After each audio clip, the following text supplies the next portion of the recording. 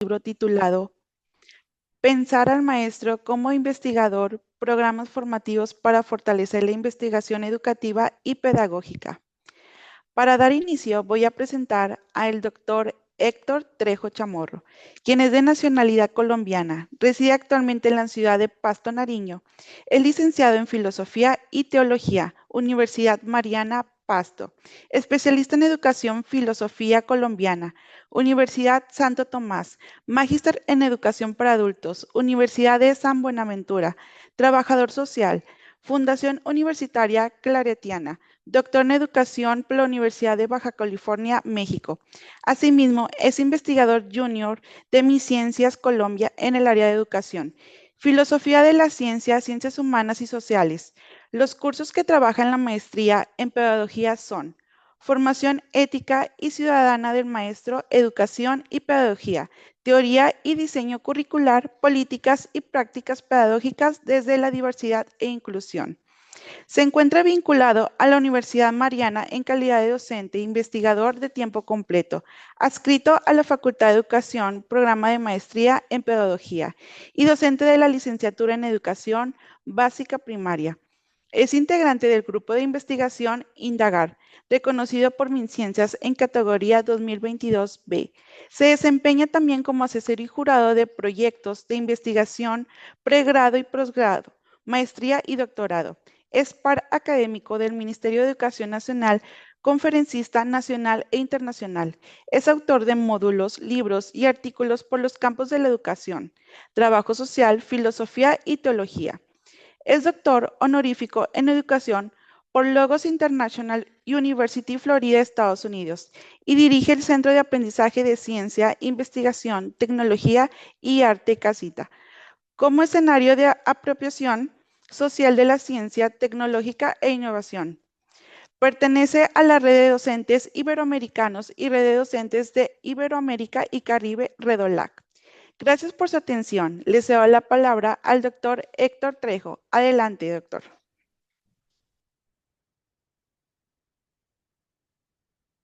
Bueno, muchas gracias. Buenas noches. ¿Sí me escuchan? Sí, doctor.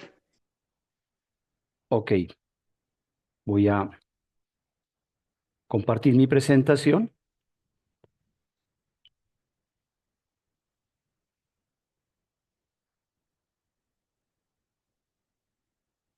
Veamos si funciona. Ok, pues a todos, muchas gracias por esta oportunidad tan bonita que me dan para presentar esta experiencia, pues desde acá, desde la Universidad Mariana, donde estamos finalizando esta semana con una cantidad de experiencias maravillosas de fin de año.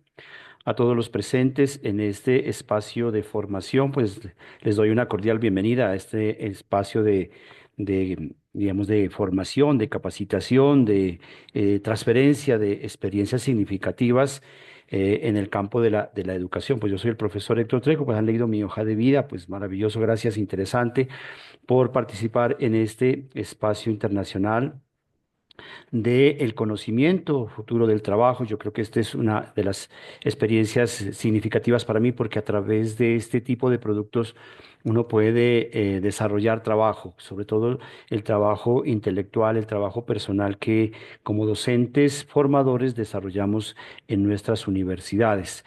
Pues quiero presentar este libro titulado Pensar al maestro como investigador, programas formativos para fortalecer la investigación educativa y pedagógica. Este libro fue publicado en este año 2024 por la editorial de la Universidad Mariana, en la cual estoy adscrito y pues para mí ha sido una experiencia significativa.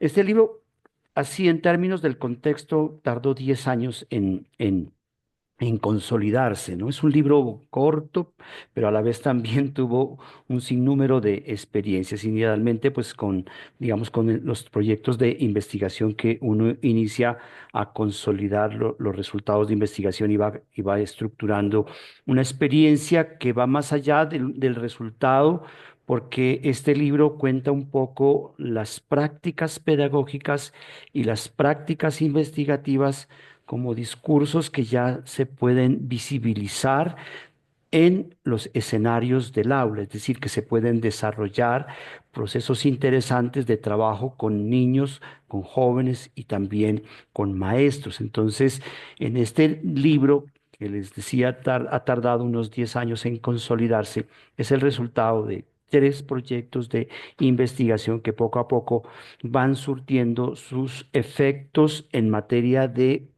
abrir canales, digamos, de formación con los maestros, posibilitar la reflexión con los maestros que formo, que trabajo y sobre todo extender estas prácticas pedagógicas e investigativas hacia las instituciones educativas para fortalecer las competencias, las habilidades y las capacidades que tienen, en este caso, los maestros.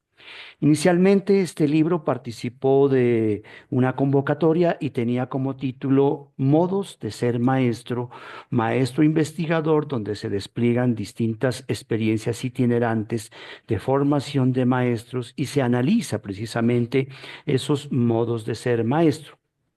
Pero por algunas razones técnicas el libro pues, tuvo que ser, en este caso, clausurado para una nueva revisión, en este caso de pares, y en una segunda oportunidad el libro, en este caso, ya tuvo sus efectos positivos y se pudo, en este caso, entregar a la comunidad para que sea leído. Este es un libro virtual, nuestra editorial genera libros virtuales, ya muy pocos libros físicos, libros virtuales, libros abiertos que se pueden conseguir en la editorial de la universidad. Ahora podía yo compartir este enlace. Sí, de este libro se lo puede encontrar así, pensar al maestro como investigador del profesor Héctor Trejos, y van a encontrar ahí ustedes este tipo de narrativas con las cuales yo me muevo en materia de, en este caso, escribir un libro sobre formación científica, investigativa, estrategias y prácticas pedagógicas del maestro que suscitan reflexiones discursivas que permiten configurar dispositivos y herramientas con las cuales uno puede trabajar con niños, con jóvenes y con maestros.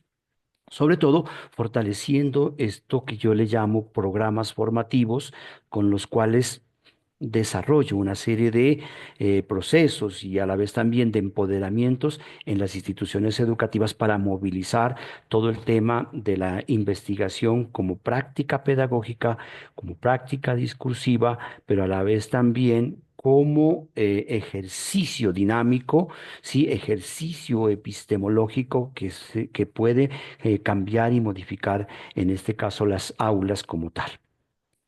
Digamos que el objetivo de este trabajo de elaboración de este libro fue sistematizar lo que en este momento le estamos llamando en la universidad, en la maestría en pedagogía, un poco lo de las prácticas pedagógicas e investigativas de maestros desde programas formativos, es decir, de entender estos programas como herramientas y dispositivos con los cuales uno puede movilizar diferentes maneras de llegar a los niños, a los jóvenes y a los maestros y sobre todo despertar un poco más la curiosidad y el interés por la educación, por el aprendizaje, por la ciencia, por las experiencias con las cuales uno puede encontrarse con el diario acontecer que en este caso se suscita en el aula. Bueno, digamos que en este libro se exponen argumentos sobre las herramientas del maestro investigador, ¿no? Y se analiza la labor del maestro como generador de dispositivos conducentes a repensar los procesos de enseñanza-aprendizaje, las prácticas y la investigación como estrategias pedagógicas implicadas a través de programas formativos. Este concepto lo he venido trajinando a través de un gran investigador que es Sergio Tobón en Colombia, que habla precisamente de estos proyectos formativos como dispositivos que movilizan experiencias, distintas experiencias con las cuales uno puede desarrollar habilidades, capacidades, destrezas, permitir el desarrollo de las actitudes hacia la investigación, hacia las prácticas investigativas, hacia los ejercicios que el maestro puede desarrollar en el aula, ya sea movilizar un poco la cátedra.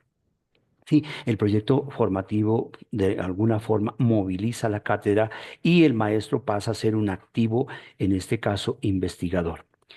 Pues concluyo de cierta forma, por el espacio no podría seguir profundizando en ello, pero Quienes revisen en este libro encontrarán diseminadas preguntas y afectos del escritor, porque ha sido un libro que se ha ido haciendo poquito a poco por capítulos, y esos capítulos pues configuran, digamos, un primer libro que sale en el 2024 y un segundo libro que será editado en el 2025 con los otros programas que se vienen desarrollando en diferentes contextos, en diferentes escenarios. Por ejemplo, ahorita acabamos de sistematizar. Sí, digo, acabamos de sistematizar, pues obviamente uno tiene una colaboración de personas que le ayudan, digamos, a revisar todo ese tipo de materiales, y pues este será un segundo capítulo también importante, un segundo libro, capítulo importante, y les decía que sistematizamos un capítulo que se llama Niña, Mujer y Ciencia. Es un programa formativo Niña, Mujer y Ciencia dedicado precisamente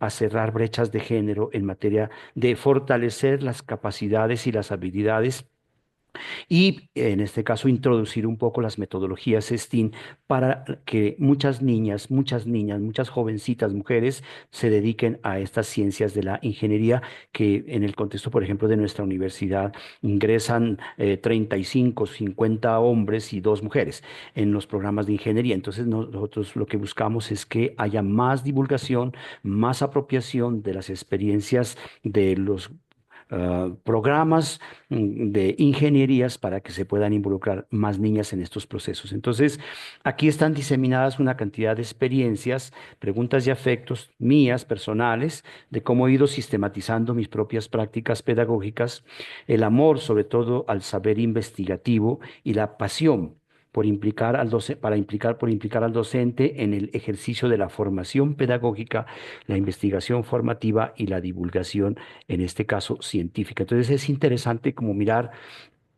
Casi que aquí están narradas mis experiencias de maestro, investigador, sí, igual todo lo que tiene que ver con la manera como hemos ido evolucionando a través del historial educativo y pedagógico de cómo entendemos a las diferentes formas, modos de entender a los maestros. Recordemos un poco, en el primer capítulo de este libro están articuladas, digamos, estos modos de ser maestro tradicional, que de cierta forma fue una gran riqueza el maestro tradicional, porque era un maestro sabedor, un maestro con brillanteces, un maestro con capacidades bastante interesantes que a veces lo ponemos en la palestra, pero realmente forjó toda una tradición, toda una cultura, todo un quehacer en las civilizaciones y en las instituciones, en las escuelas, pero que fue desactualizándose poco a poco porque se quedó este tipo de maestro en la transmisión de contenidos.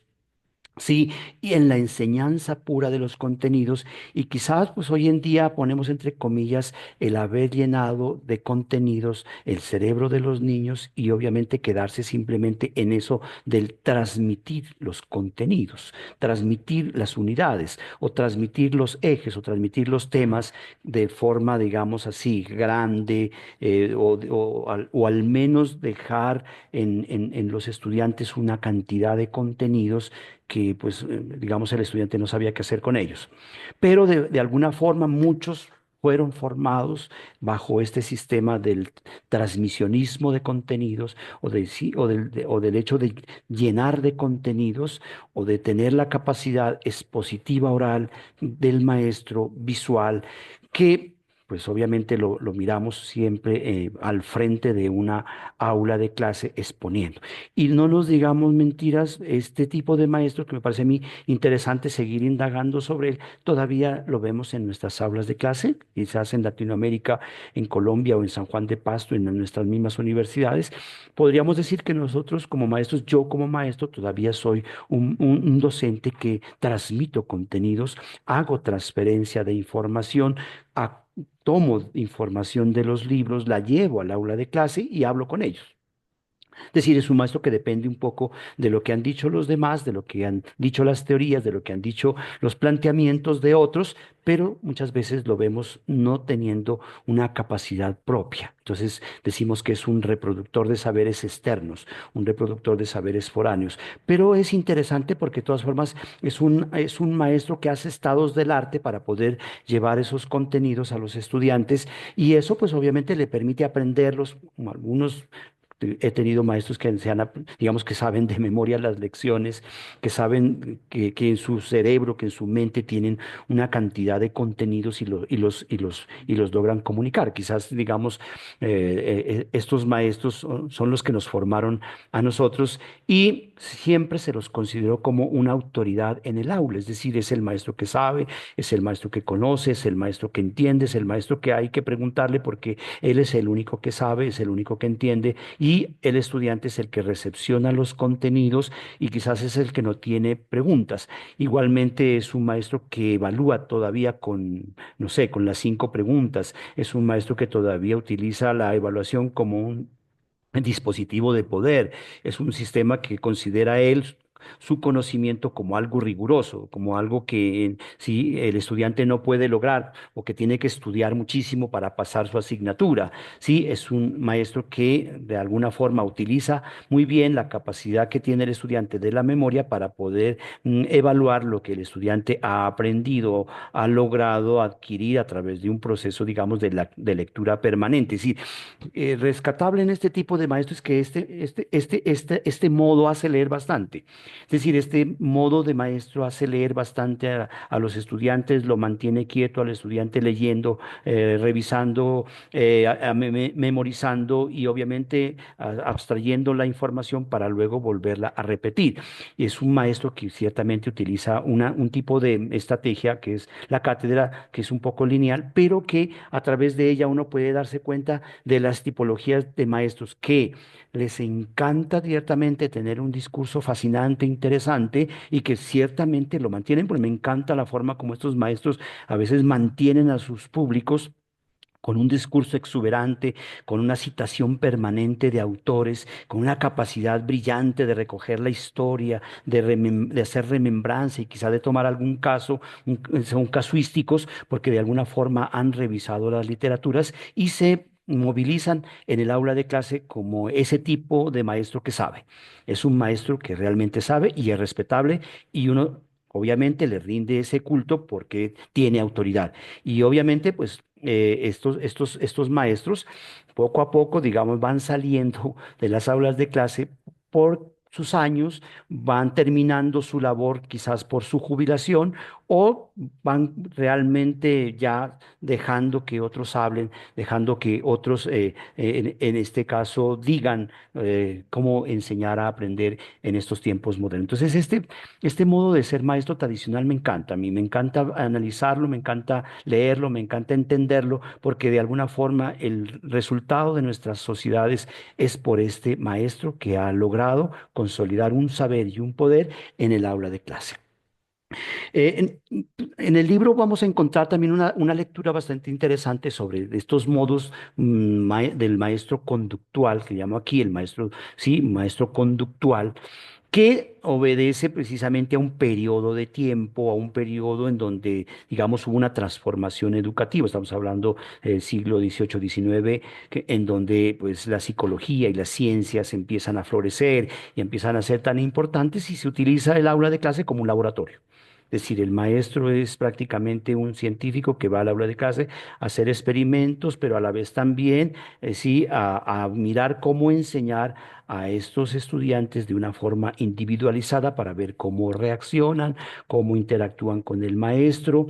Sí, es un maestro ejecutor intermediario, centrado en los objetivos, obviamente, de instrucción, utiliza la pedagogía instruccional, sí, hay que instruir al estudiante para que se forme, para que él adquiera unos hábitos, para que adquiera una serie de comportamientos y pueda, en este caso, revisar cuáles son las conductas observables, comprobables, verificables de lo que está pasando en el aula de clase y también es un maestro, pues transmisor de contenidos y saberes técnicos que de alguna forma los adquiere desde la tecnología, desde la psicología y desde las diferentes estructuras que da en este caso el sistema, la industria, la fábrica, todo lo que se fue desarrollando en estas épocas industriales y obviamente también postindustriales. Es interesante ver a este tipo de maestro porque es un maestro súper organizado, es un maestro muy disciplinado, es un maestro que reacciona frente a ciertos momentos en los cuales cuales se desarrollan los procesos de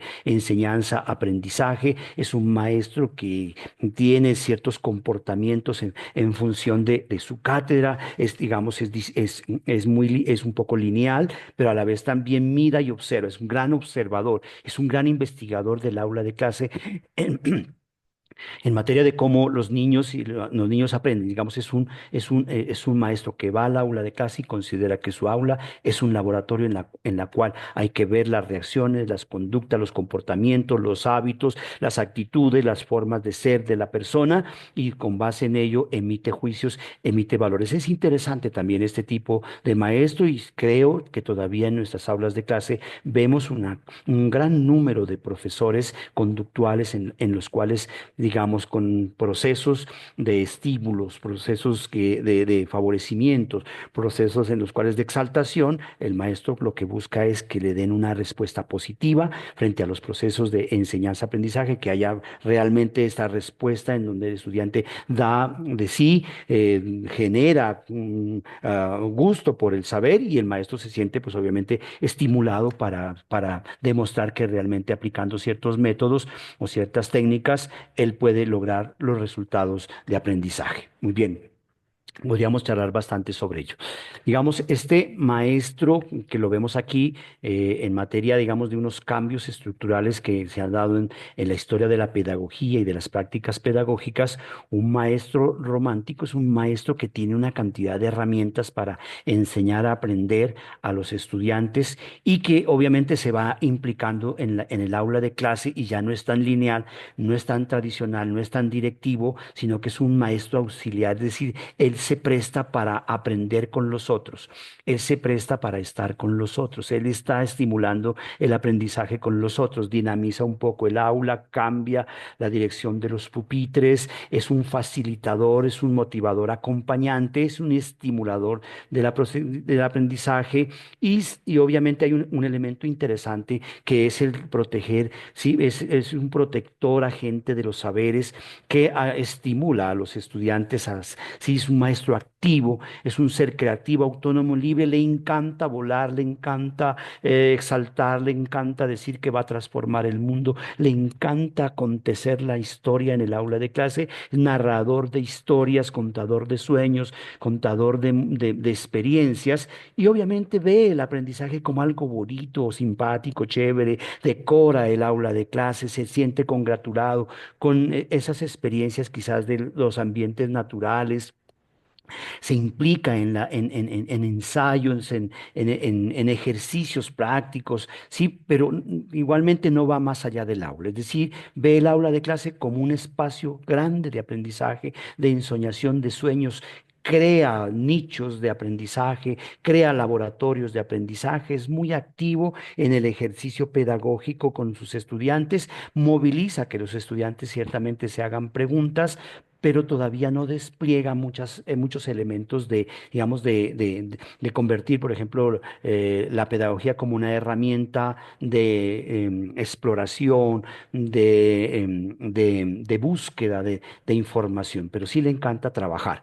Papel, tiza, lapiceros, plastilinas, carteleras. Su aula de clase es algo bello, es algo interesante. Utiliza las tecnologías, utiliza los recursos que le da el medio y obviamente pues el estudiante se siente muy estimulado frente a los saberes que el maestro está facilitando. Y lo quieren bastante. Este es un maestro que lo quiere muchísimo, que se deja querer por los estudiantes. Siempre los estudiantes le hacen carticas, le hacen mensajes y es muy interesante esta experiencia de este maestro, yo lo llamo así, romántico. Y coloco aquí en este libro sí, un tema que últimamente con Stenhouse y con otros investigadores, Ortiz, Flores, han querido generar sí, esta categoría que es el maestro investigador. Es decir, un modo de ser maestro que hoy en día despliega herramientas, despliega dispositivos y despliega prácticas, sobre todo en materia de la curiosidad y del encanto por la investigación, la búsqueda, la exploración del conocimiento y va más allá de la biblioteca y saca el libro y busca experiencias para convertirse él en mediador coinvestigador y generador de preguntas con sus estudiantes. Él le encanta pensarse en grupos, en comunidades de investigación, Mateo Lickman, comunidades de búsqueda y de indagación, ¿sí? Y se mueve en términos de ser dialogante, de ser argumentativo, sí, generador de problemas y utiliza una cantidad de herramientas para que los estudiantes no se queden simplemente con el cuaderno, sino que los estudiantes puedan implicarse ya con la lectura, la investigación, la escritura y los ejercicios de, sí, de problematización.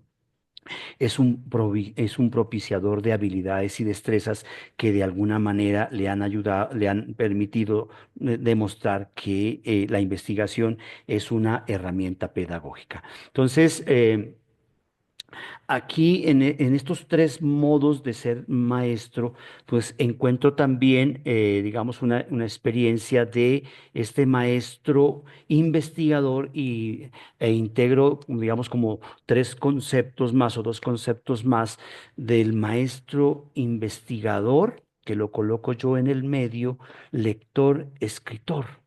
O sea, es un maestro lecto, investigador, escritor. Es decir, este modo de ser maestro sí implica la lectura y la escritura.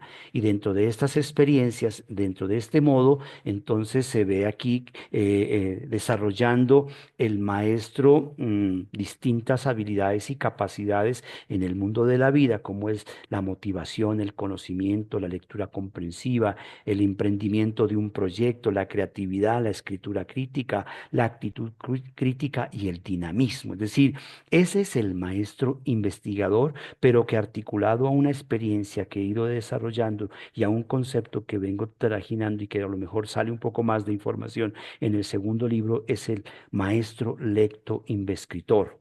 ¿Sí? Un maestro que lee para investigar e investiga para escribir, o escribe para leer y lee para investigar, para formularse nuevas preguntas, o en este caso, escribe para leerse a sí mismo y formularse preguntas para investigar. Entonces, una triada interesante que podemos desarrollar los maestros en el aula de clase y yo tengo una cantidad de experiencias con mis estudiantes que precisamente hacemos este tipo de procesos para generar, en este caso en el aula de clase, un periódico de investigación en donde los estudiantes a través de la herramienta, por ejemplo, como el ABP o el AB Pro, desarrollan y son capaces de mostrar experiencias significativas, ¿no?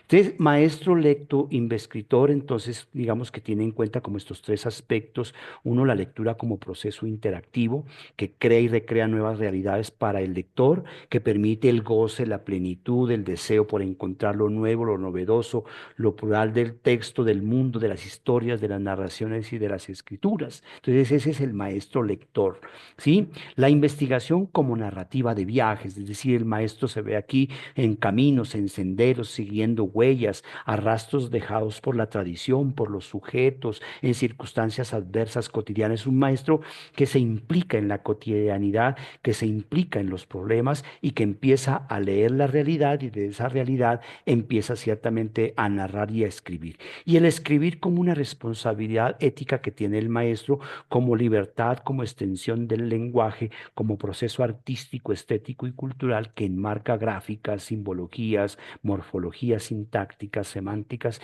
y enamoramientos con la palabra. Entonces, esto es lo que configura al maestro lector investigador. Ese es un primer capítulo grande, digamos, dos capítulos grandes en donde se hace esa reflexión precisamente sobre los modos de ser maestro y se sintetiza en esa experiencia del maestro, sí, lecto, investigador. Y estos son los programas con los cuales se mueve este tipo de maestro, sí, o el que se dedica a este tipo de prácticas, sí, o a este tipo de ejercicios. Uno de los programas se llama el DJI. Esta es una estrategia bastante interesante para considerar la investigación como un juego. La imagen que ustedes ven ahí es la ruta, digamos, de la investigación y las tres palabras, desafío de jóvenes investigadores, es un programa tipo concurso en donde el maestro realmente moviliza experiencias muy significativas de trabajo. Ustedes pueden ver ya en los descriptores del libro, no creo que tenga el tiempo para hacer los descriptores del libro, pero van a mirar cómo jugar a través de las tres letras para desarrollar desde la letra D las capacidades, desde la letra J las potencialidades y desde la letra I las habilidades hacia la investigación a través de un juego que puede durar, óigase bien, una semana, 4 meses o puede durar un año, en materia de que al final los estudiantes van a lograr escribir su trabajo de investigación bajo otras dinámicas muy distintas. Se llama la ruta fascinante de la investigación y a través de esa ruta fascinante lo que se busca es que pues nuestros estudiantes cambien un poco la tradicional metodología de investigación por un proceso muy distinto, muy diferente, en donde se conjugan docentes, consejos de investigación, niveles de competencias, en donde los estudiantes juegan a los niveles de competencia, porque esto se ha gamificado ya y se está trabajando con gamificación. Y obviamente los estudiantes pueden al final demostrar, sí, cómo son sus habilidades y competencias investigativas con un resultado de investigación. Es un trabajo que ya se ha hecho, que ya se ha validado. Ustedes pueden encontrar, pueden encontrar un artículo que se llama así, Desafío de Jóvenes Investigadores. La investigación es un juego. Pueden encontrar el referente en Omar Parra Rosso en un libro que se llama La investigación es un placer. Digamos que está enfocada desde esa experiencia de aprender a investigar jugando. Este es otro programa, sí, aquí no se ha cambiado allí el programa, sí, pero se llama, este es para niños, y el otro programa era para jóvenes. Es un programa para niños que se llama el Programa de Investigación para Niños y Niñas, y durante un año escolar se pueden desarrollar estos 4 proyectos. Se llama Programa de Investigación con proyectos, sí, y dentro de este proyecto, de este programa están 4 proyectos. Uno es Juegos Científicos, otro es Explorando, Ciencia, Arte y Cine Científico. Estos son 4 proyectos que pueden desarrollar en los 4 periodos académicos en las instituciones educativas o que se pueden desarrollar abiertamente y que tienen una metodología que se llama la metodología Delmi y la metodología Reto. Se trabaja con las manos y dentro de la experiencia de este programa con los niños de 6 a 10 años, lo que hacen los niños es desarrollar la ruta Delmi y la ruta Delmi y la ruta de retos, en donde el maestro se convierte en el facilitador de los procesos investigativos. Todo esto no tiene, todo esto no, estos proyectos no implica conectarse con herramientas de las redes sociales, ni con programas, ni con libros. Esto es eminentemente, digamos, por descubrimiento. Se trabaja mucho aquí a David Ausubel, a Brunner, un poco a Vygotsky en estos proyectos y lo que los estudiantes, lo que los niños hacen es precisamente desarrollar el espíritu investigador. Delmi significa de la mano del maestro investigador y esta experiencia Delmi implica las dos manos, la mano científica y la mano ciudadana. Y dentro de las dos manos del investigador están los conceptos científicos y los conceptos ciudadanos. En la mano izquierda están los diccionarios científicos y en la mano derecha está todo el diccionario ciudadano para volver al niño responsable en los procesos de investigación. Bueno. Es algo muy interesante poder leer un poco más el libro para que entiendan cómo es cada uno de estos proyectos. Y el otro programa, pues digamos que son los 3 programas de los 6 programas que tengo, en este caso en el segundo libro saldrán los otros 3 programas, es la creación de la Cátedra de Científicos de Nariño. Sí, esta Cátedra de Científico de Nariño lo que hace es recoger y obviamente generar una serie de experiencias en torno a personajes que tienen los municipios y que muchos de estos municipios tienen, digamos, como nombre en las instituciones educativas. Pongamos que este personaje que está aquí, que se llama Julio César Benavides, es una institución educativa a quien le deben una cantidad de cosas bastante interesantes a este personaje por su capacidad inventiva, por su capacidad científica, por su aporte a la cultura, por su aporte al desarrollo.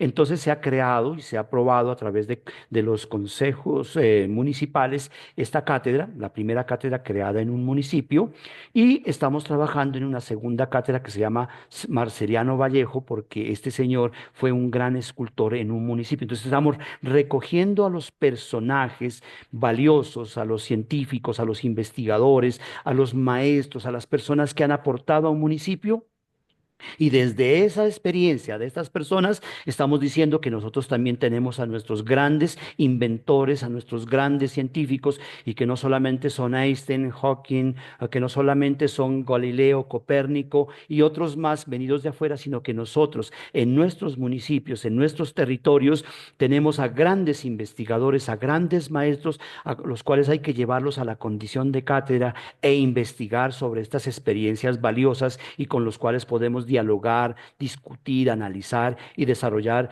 espacios de apropiación social del conocimiento, divulgación. Entonces, estamos con una experiencia muy linda. Nuestro departamento de Nariño tiene 64 municipios. Quizás sería imposible tener 64 cátedras, pero en el fondo de este proceso lo que vengo haciendo ya es el desarrollo de 5 cátedras que estamos empoderando con un grupo de maestros en, digamos, en 5 municipios, y en este próximo año, en el 2025, vamos a empoderar una cátedra que es la cátedra Alberto Quijano Botniza, que si ustedes lo buscan en internet, Alberto Quijano Botniza, tenemos un gran astrónomo reconocido por la NASA y obviamente que viaja por el universo, es un viajero del universo y que da referentes científicos a la NASA y a otras entidades en el mundo de qué es el universo, cómo está conformado. Entonces decimos qué tan importante es que nuestros niños conozcan a nuestros grandes personajes, se reconozca la experiencia investigativa de estos personajes, su aporte y su legado, y se pueda,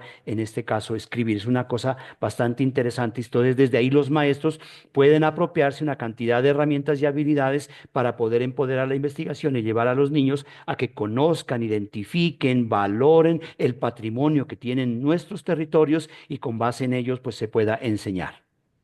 Conclusión. El maestro como investigador, un nuevo paradigma educativo. Digamos que lo que busco en este libro es precisamente mostrar esta experiencia. A partir de la lectura del texto se evidencia una transformación conceptual sobre el rol del docente. El libro Modo de ser maestro, que yo le llamo así, o pensar al maestro como investigador de prácticas pedagógicas, propone una visión innovadora, donde el maestro no es solo un transmisor de conocimientos, sino un activo investigador que construye su propia práctica y la de sus estudiantes, es decir, quedan las historias de los estudiantes. Esta nueva figura docente fundamentada en la investigación, la reflexión crítica y la innovación abre un camino prometedor para la mejora de la calidad educativa. Al integrar la investigación en su quehacer diario, el maestro se convierte en un agente de cambio capaz de transformar las prácticas pedagógicas tradicionales y de responder a las demandas de una sociedad cada vez más compleja y exigente. El libro resalta, pues obviamente, digamos, la necesidad de una formación inicial y continua de los docentes que ponga énfasis en el desarrollo de competencias investigativas, habilidades. Al formar maestros investigadores se contribuye a la generación de nuevo conocimiento en el campo de la educación, se fortalece la calidad de la enseñanza y se promueve una cultura de innovación en las instituciones educativas. Además, la investigación en el aula permite a los docentes desarrollar una práctica más reflexiva, fundamentada, lo que a su vez favorece el aprendizaje de los estudiantes. Sí, en este sentido, el libro constituye una valiosa contribución al campo de la formación docente al ofrecer un marco teórico y práctico para la formación de maestros investigadores. Eso es lo que quería compartirles, pues no sé si tengan preguntas y pues obviamente les agradezco por su escucha en estos minutos que me han dado. Muchas gracias, doctor. Ahora damos inicio a la sección de preguntas y comentarios. Estos podrán exponerlas mediante el chat o activando su micrófono. Bueno, aquí tenemos un comentario de Heidi. Heidi Corona nos dice, estos programas que ha presentado para mostrarle la investigación a los niños y jóvenes de manera más cercana les da una gran base para su vida, sin mencionar que hará más fácil su camino por su trayectoria escolar, ya que aún en la mayoría de las instituciones de educación superior se requiere realizar un proyecto de investigación para obtener su grado. Y esto en la mayoría de los casos en México se les dificulta el grado de abandonar ese proyecto, quedando en suspenso su titulación. Así que estos programas son muy buenos. Le da las gracias por sus aportes, doctor. Muchas gracias. Pues aquí en Heidi, sí, definitivamente. Es decir, si cambiamos un poco las dinámicas en el aula de clase y hacemos ver que la investigación no es un trabajo de grado, sino un ejercicio reflexivo de lectura, de investigación y de escritura, y que a través de las escrituras podemos generar una dinámica de gusto, de interés por la comprensión de la realidad, nuestros estudiantes se van a sentir más satisfechos desde los niños hasta los jóvenes. Y eso lo hemos experimentado ya. Ustedes pueden encontrar videos que están sobre el desafío, por ejemplo, de jóvenes investigadores, en donde el desarrollo de habilidades a través de niveles genera un trabajo de investigación al final del proceso, y eso es más dinámico porque se puede transferir en la experiencia con la gente que está mirando cómo los estudiantes hacen su proceso de investigación. Gracias, doctor. Cecilia López pregunta, ¿en su pensar, un investigador podría convertirse en docente? Digamos que un investigador de alguna forma es un docente, es decir, una persona que le gusta transferir el conocimiento, que por ejemplo, si vemos un médico que después de salir de un quirófano puede ir a hacer enseñanza a unos practicantes, sí, en una institución de educación para el trabajo o en una universidad. Entonces yo creo que muchos no han nacido o no han tenido la vocación de docentes, pero son, digamos, grandes investigadores o son grandes profesionales que se pueden convertir en docentes. Caso, por ejemplo, yo soy formador en una maestría y en este momento nosotros ya no estamos formando a los licenciados de las normales o a licenciados, digamos, de programas de educación, sino que estamos formando a médicos, abogados, ingenieros, ¿sí? Enfermeras, terapeutas, psicólogos que quieren ser docentes, ¿sí? O que les encanta la docencia. Entonces uno puede llegar a ser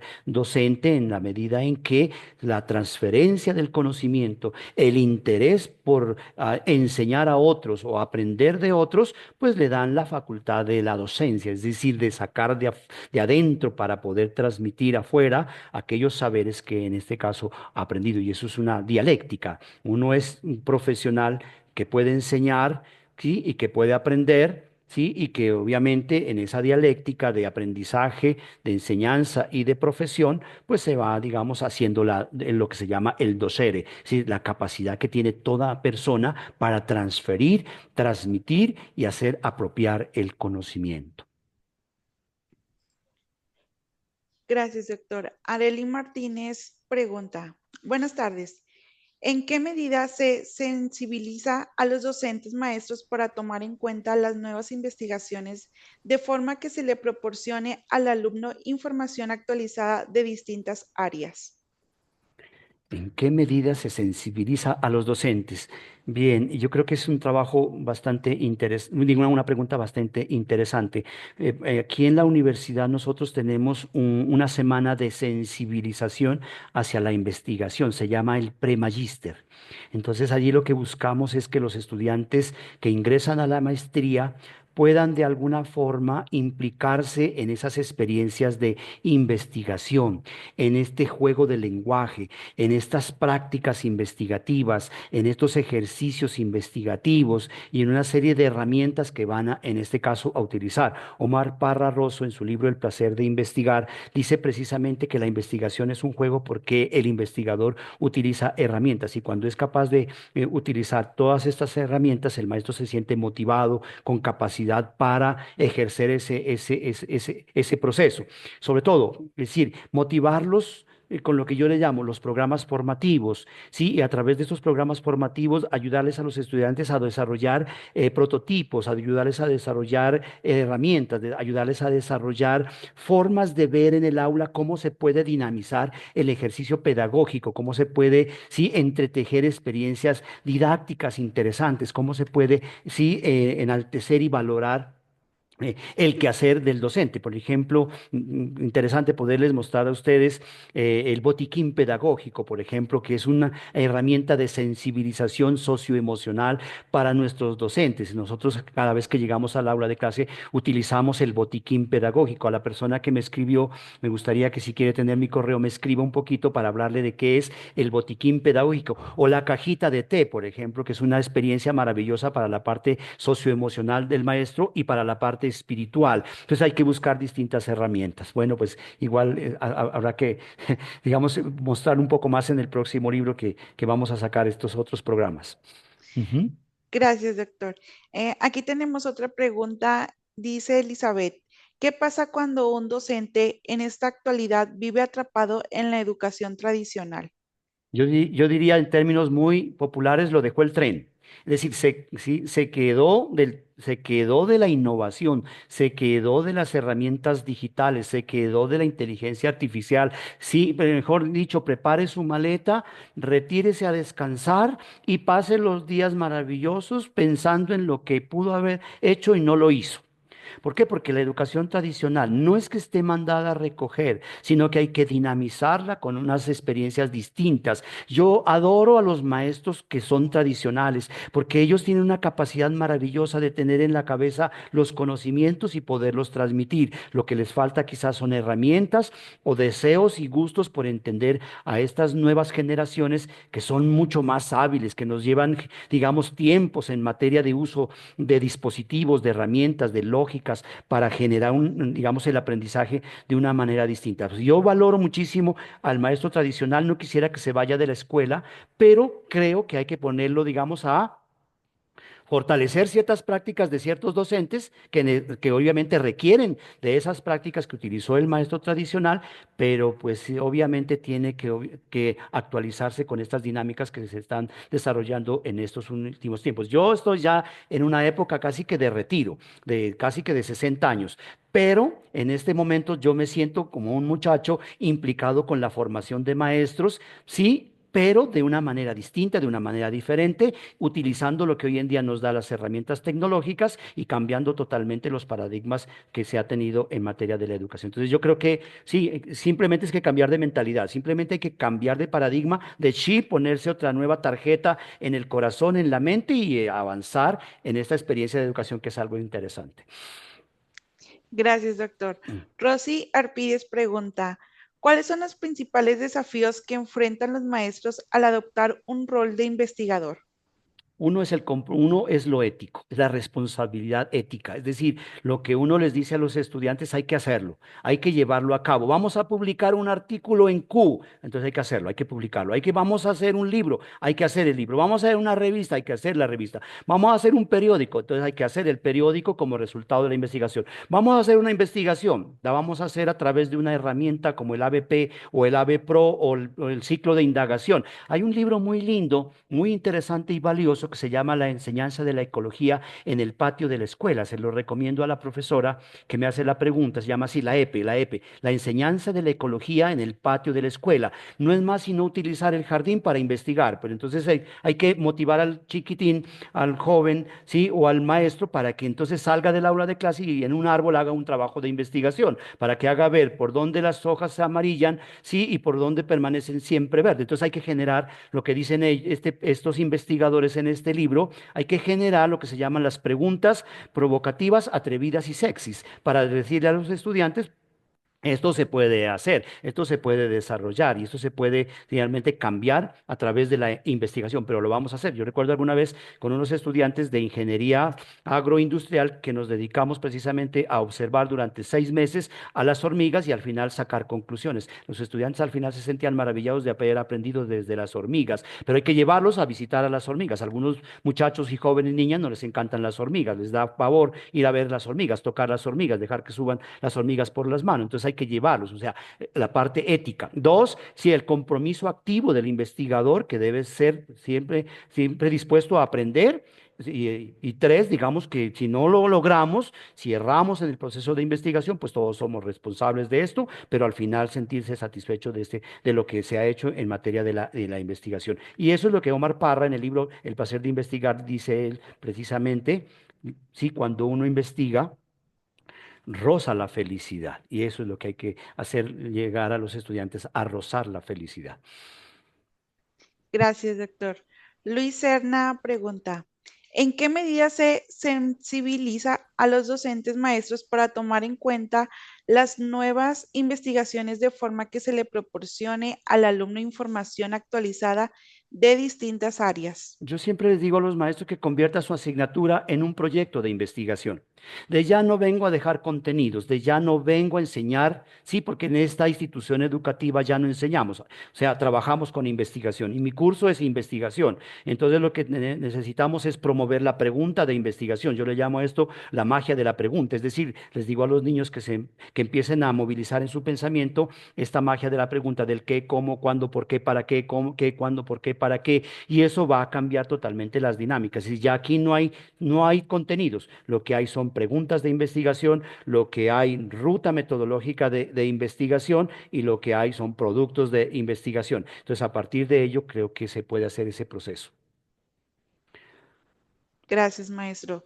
Graciela pregunta, ¿qué ocurre con la formación de los docentes formadores con respecto a la investigación? Que todavía no la han tomado en serio la investigación. Todavía consideramos que la investigación es un ladrillo o todavía consideramos que la investigación es de los genios, que todavía la investigación es de las personas que tienen conocimientos, no sé, abstractos. Consideramos todavía la investigación como una cosa rara, como una cosa que no es de los docentes. Hay un libro hay un libro muy lindo un libro que se llama Estrategias las 10 estrategias para enseñar a investigar y de una de esas estrategias para enseñar a investigar es precisamente el de fomentar la curiosidad. Y yo creo que eso es un elemento que la escuela ha matado un poco, la curiosidad para investigar, para volver al joven y al maestro, no niño, sino que tenga las habilidades, que descubra las habilidades de niño que tuvo y que a partir de ellas entonces se implique en esta experiencia de la indagación, como le digo a los niños, de la observación, la exploración, la lectoescritura, la investigación y el emprendimiento de un proyecto que me permita al final demostrar resultados interesantes pues, y maravillosos que los niños realmente dan a conocer al final de un proceso. Muchas gracias, doctor. Un placer haberlo presentado y pues con este comentario damos por terminada la sección de preguntas. Asimismo, también le agradecemos su presentación a usted, doctor Héctor Trejo, así como a los asistentes que nos acompañaron en esta presentación. Los invitamos a que nos acompañen en la siguiente conferencia magistral con el tema de tendencias y oportunidades del presente al futuro del trabajo. Hasta luego. Muchas gracias, doctor. Muchas gracias a ustedes, muy amables. Felicidades. Gracias igual.